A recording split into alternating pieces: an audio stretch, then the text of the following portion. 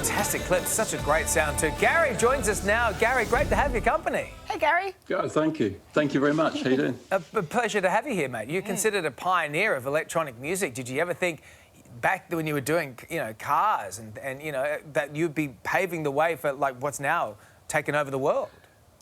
Is it? No, not really. I mean, when I discovered synthesizers, it was very unknown, and I thought then that it was going to change everything.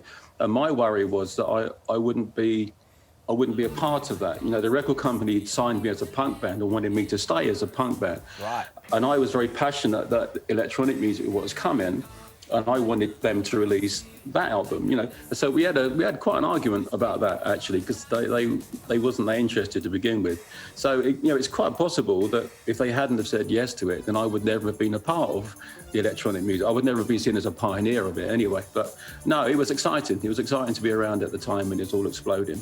Yeah, well, it's still so relevant today. I mean, your music's inspired Lady Gaga and Kanye West. The Sugar Babes even used your song Our Friends Electric in one of their tracks. I mean, how does it feel seeing that your music influencing other artists in this way? Oh, it's amazing. I mean, it's really flattering, and it obviously gives you a huge amount of credibility, which is, useful for my longevity. But it's a bit weird. You wake up in the morning, you look in the mirror, and I don't think, morning, inspirational genius, whatever. you're just worried about you got in the studio again today, and are you going to have enough ideas, and are they going to be any good? So you're only as good as your next album. And so you should be, and so the worry is that you can keep it going, and when people say all those lovely things, it kind of gives you something to live up to. Do you know what I mean? You've got to live up to. You've got to live up to that. Yeah, a little bit. But it's a good pressure to have, obviously. It is, but I mean, you've sold over 10 million albums worldwide over the past 40 years of your career. You've been very open, though, Gary, and I suppose you're sort of touching on it now about your ups and downs of your success. Talk to me a little bit about that and how you stay positive.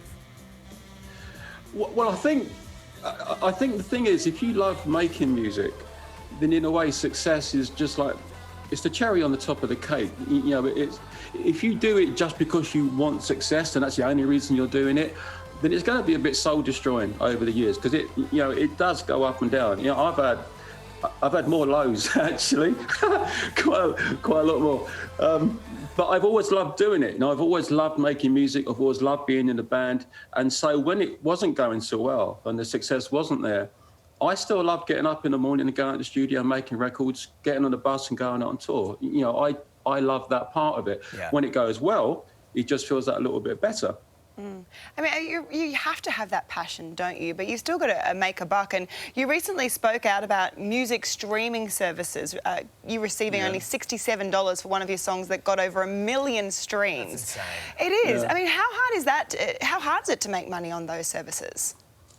Well, it's difficult, and it's not fairly distributed either. So that there are lots of concerns, and there are lots of efforts being made at the moment to improve things, and hopefully it will get better.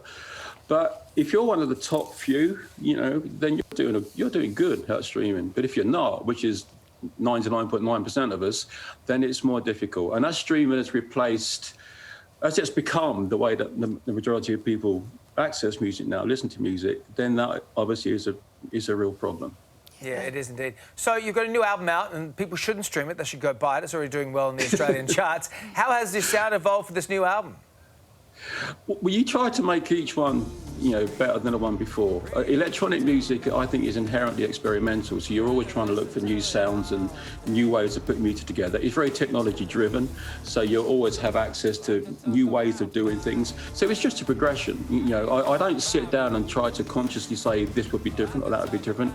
You just get in there and look for something you've not done before, and that's the thrill of it. That's the excitement of it and the challenge of it, and it has been for 40 years or more now. Well, mate, you are a pioneer, and thank you so much for being so, and for being on our show today. We really do appreciate it, Gary. Thanks, Gary. Oh, my pleasure. Thank you very much. I appreciate it. You can watch Gary performing a global concert online tonight at stable.com. Stable.com. How good. Yeah. S-T-A-B-A-L, though, so get that right. Yeah.